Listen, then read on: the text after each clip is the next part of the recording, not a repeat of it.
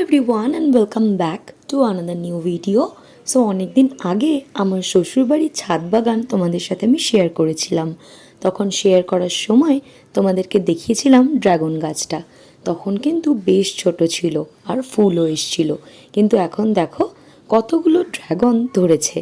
ভীষণ মিষ্টি কিন্তু এই ড্রাগনগুলো। আগে একটু ছোট ছোট সাইজের হতো, তারপর আমার হাজব্যান্ড একটুখানি এখানে সার আর যত্ন করার ফলে ড্রাগনগুলো কিন্তু বেশ বড় হয়েছে। তোমাদের বলেছিলাম ড্রাগন হলে দেখাবো। দিনই বিকেলে চলে গিয়েছিলাম শ্রাবণী মেলায়। তোমরা সকলেই জানো এখন কিন্তু শ্রাবণ মাস চলছে। শ্রাবণ মাস মানেই বাবার মাস। এক মাস ধরে এই শ্রাবণী মেলা কিন্তু পাঁশকুড়া বাজারে হয়। আর বিকেলবেলা বৃষ্টি না হওয়ায় ঠিক করেছিলাম যে এই শ্রাবণী মেলা কেমন হয় সেটাই দেখতে যাব। ভীষণ সুন্দর একটা মেলা আর ভীষণ কালারফুল। এখান থেকেই ঠিক করেছিলাম যেহেতু রাখি পূর্ণিমা আসছে সেহেতু এখান থেকেই কিছু গিফটস আমরা কিনে নিয়েছিলাম। ভীষণ সুন্দর সুন্দর এখানে কিন্তু পুতুল, ডিনার সেট, ওয়াল হ্যাঙ্গিং সমস্ত কিছু পাওয়া যাচ্ছিল। প্রত্যেকটা এক ঝলকে লাগছিল বেশ। তাছাড়াও পরিবেশটাও কিন্তু বেশ মনোরম আর অনেক ভিড় হয়েছিল। এখানে ওয়াল হ্যাঙ্গিং বা হোম ডেকর আইটেমসগুলোও আমার কিন্তু মন ছুঁয়ে যাচ্ছিল। যদিও এত কিছু নিয়ে বাড়ি যাওয়া তো পসিবল না, তাই জন্য কিছু কিছু জিনিস কিন্তু এখান থেকে কিনে নিয়েছিলাম। এরপরে ওই ফুড স্টলের দিকটায় চলে গিয়েছিলাম আর ওখানে গিয়ে দেখলাম অনেকগুলো রাইডসও এসছে।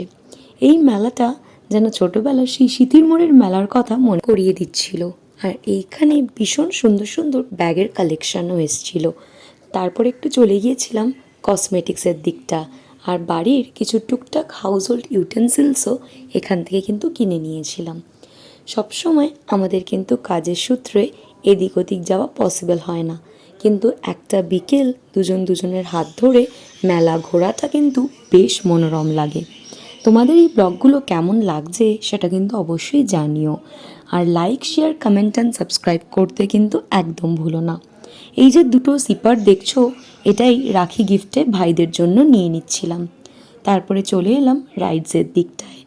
আগে ছোটোবেলায় এই রাইডস কিন্তু অনেক চড়তাম, কিন্তু কি জানি সেই দিন আর মনে হলো না এই রাইডসগুলো চড়ার কথা। বেশ অনেকক্ষণ হাত ধরে দাঁড়িয়ে এই রাইডসে বাচ্চাগুলো চড়ছিল সেটাই দেখছিলাম। তারপরে এখানে কিন্তু একটু জুয়েলারি শপে চলে এসেছিলাম, আর তারপরে একটু স্প্রিং পটেটো খেয়ে নিলাম। কলকাতার থেকে এখানে কিন্তু অনেকটাই রিজনেবল আর অনেকটাই কোয়ান্টিটি বেশি। সো এখানে স্প্রিং পটেটো খেয়ে এবার চলো বাড়ি যাওয়ার পালা। দেখা হচ্ছে খুব তাড়াতাড়ি নেক্সট ব্লগে।